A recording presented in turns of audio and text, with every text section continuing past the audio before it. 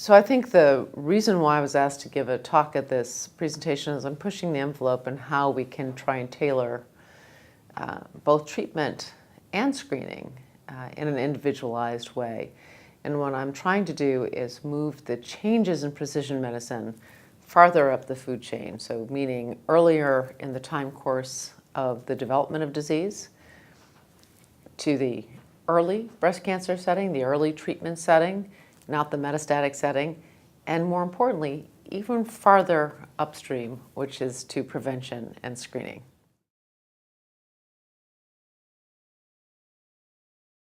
So I'm going to talk a little bit about the WISDOM study, which is a big personalized breast cancer screening study. And as well, there's a companion study in Europe rolling out called the MyPEBS, the Personalized Breast Cancer Screening Trial. And all of us together will work on combining our data to really try and sort this out and do better about targeting our resources to the people who will benefit most from them. And hopefully in the future even find better ways of identifying people at risk for the most aggressive cancers. That study is open and enrolling. We've actually accrued 14,000 women already, and we are now going to be rolling it. It's throughout California and in the Midwest and the northern states, and we're about to roll it across the country. Very importantly, we actually in the United States are collaborating with some of the insurers, Blue Cross Blue Shield in particular, and we're rolling this out under what I call coverage with evidence progression, or what Trent Haywood from Blue Cross Blue Shield calls it. I think this is a really important. What we're trying to do is bring all the stakeholders together up front to discuss all these issues, and we are starting to meet and project what the different kinds of results might be so that we can spend our time while we're waiting for results to argue about how we're going to use those results. Why should we start that whole process in 5 years or 4 years when the results come out? When the results come out, we should be ready to change that day. And so it takes, and as I point out also in the talk I'm giving later today, data often doesn't change people's minds. People have strongly held beliefs. They're sometimes not going to be dissuaded in those beliefs by data. So it's really important to address all those issues up front and make people sort of confront their biases and work it out ahead of time so that we don't have these 10 and 15-year knowledge changes, and that's our knowledge cycles. That doesn't benefit patients at all. It's like we all believe that personalized medicine is going to work. But you can't know that because we have to prove it. I'm not rolling out personalized screening because I know it's going to work. I'm testing it because I think it deserves its day in court, and that we should find out, is the personalized model that we built something that actually is as safe? Is it as effective? Is it more effective? And if it's not, then we got to go back to the drawing board and do something else. You know, everyone has to be willing to change when the data comes out, right? And that's, you know, but we've tried to build the trial in a very flexible way, such that every 6 months when the data on risk models comes out and changes, that we can change the risk model that we're using. You know, people say, oh, well, you can't do that. You have to fix it in time. But why should we do that? That's exactly what's led to the idea of running trials that by the time the results come in are obsolete because the field's moved on. You know, we're testing not a specific model of risk-based screening. We're trying to test the idea of risk-based screening and personalized screening. For example, if someone came into, and I think trials need to look more like care, and care needs to look more like trials. If someone comes in to see me, and in the last year, their twin sister developed breast cancer, I wouldn't say to them, oh, well, I'm sorry, I can't incorporate that into my assessment of your risk because I assessed you last year and that wasn't there. No, of course we wouldn't do that. So why should we do that in trials? That makes no sense either. So you create a flexible model so that you can continue to learn. And that's actually something we've done in the iSPY trial. That's the other part of the talk, which is I fundamentally think that if you want to make a big difference in curing women from breast cancer, the place to focus all your energy is not on metastatic disease, but in the early high-risk setting. So the people who are most at risk to die of their disease, to try and figure out how to get information about the response to treatment right up front, right at the time of diagnosis. And as a surgeon, I can say one of the most important things for surgeons to do is to not operate on people when they come in the door. If you have a big cancer and you're at high risk for developing metastatic disease, surgery is not going to change your outcome unless you delay that surgery until you can get an assessment of the response to whatever systemic therapy you're giving them. That's our big chance to change the outcome. And we've shown in the iSPY trial, and we're now on our 15th and 16th drug, and is that if you get a complete response to therapy, no matter how you get there, what drug you use, what subtype you have a great outcome. And if you don't, your outcome is not so good. And what that tells me about the future is that our pivot should be to get everybody to a complete response at the time they're diagnosed, in that first 6 months. That's the goal. So we're changing, so we're modifying the iSPY trial to allow us to do just that.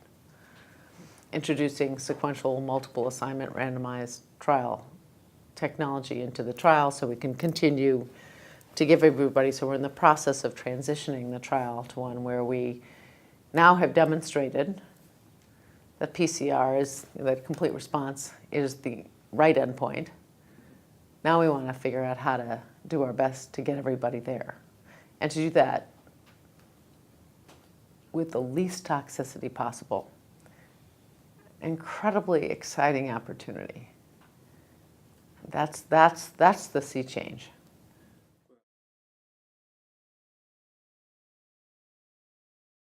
So TAILORx actually confirms what was published in 2004 in New England Journal. This is not, it's confirmatory, but it's not new, right? So we've known this. And this is for hormone-positive, node-negative women. And it says that everyone doesn't benefit from chemotherapy. This is the change from anyone with that stage was king to now that biology is king. So it helps us say who doesn't need chemotherapy.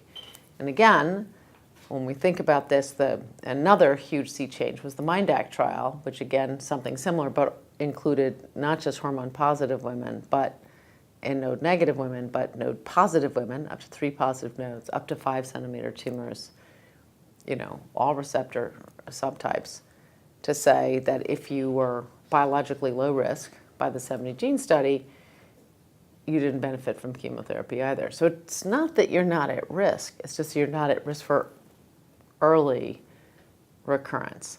And we, in fact, made that gamble 9 years ago when we started iSPY and basically excluded all 70-gene low-risk patients because we felt that A, they weren't going to benefit from chemotherapy, and 2, they weren't at risk for early recurrence, and so our endpoint of complete response wasn't going to be a good predictor.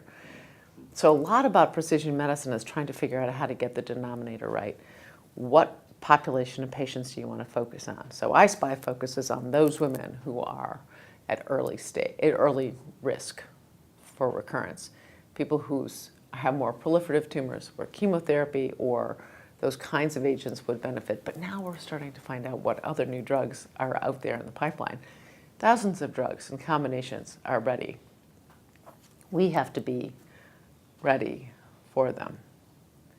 I also think, the Persephone trial is an interesting example of where I think we need change. So this is a trial looking at 12 months versus 6 months of adjuvant Herceptin.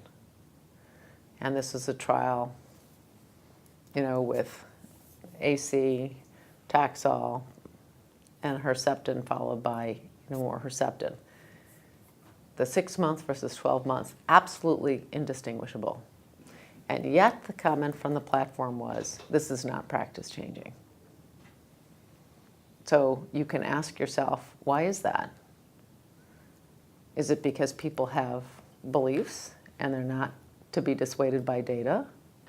Or is it because the trial tested a concept that has now changed? So people with early stage disease aren't getting Taxol AC, Taxol Herceptin and AC anymore. They're getting Taxol Herceptin alone. So now people say, well, I don't know if this data applies to them. So why bother to do a trial with 5,000 patients if by the time you get those results, they're obsolete? So to me, that says we have to rethink the way we do everything. But I would say, clearly, someone who's had a great response to therapy probably doesn't need much else and probably doesn't need AC. And in fact, that's what we're doing in the iSPY trial. We're dropping AC if someone's got a complete response. Why? Because additional adjuvant therapy, once you've gotten to a PCR, once you've gotten to that great response, doesn't add much. There's going to be new data coming out on that. That's so powerful. What this tells us is, if people say, oh, I can't make these judgments because I don't know if it applies to my patient, what that tells me is we failed to get the right information. Because we operated on people, took out the biomarker, and are basically treating everyone the same. That's not precision medicine. Nobody should go to the OR without understanding what the response to therapy is. And people say, well, I have to operate on them to know exactly what to give them. No, we have enough tools to figure out how to stage patients. Give them what you think is the best therapy. And if they have a great response, you're done. Then you can do targeted de-escalation. But if they don't have a great response, then you're going to give them something more. And the time to do that is before surgery. So you have to figure it out first. And the reason why we're stuck with a lot of rules in adjuvant therapy that we don't know how to apply is because we spent decades just treating people without any evidence of what someone's individual response is. That's the sea change. Everything has to be conditional on someone's individual response. And what's exciting about that is the main concept of precision medicine is, if you have higher risk or a poor response, then you need to escalate your therapy.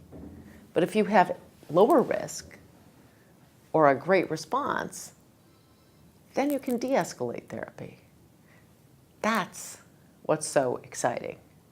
And that's where I believe the future lies.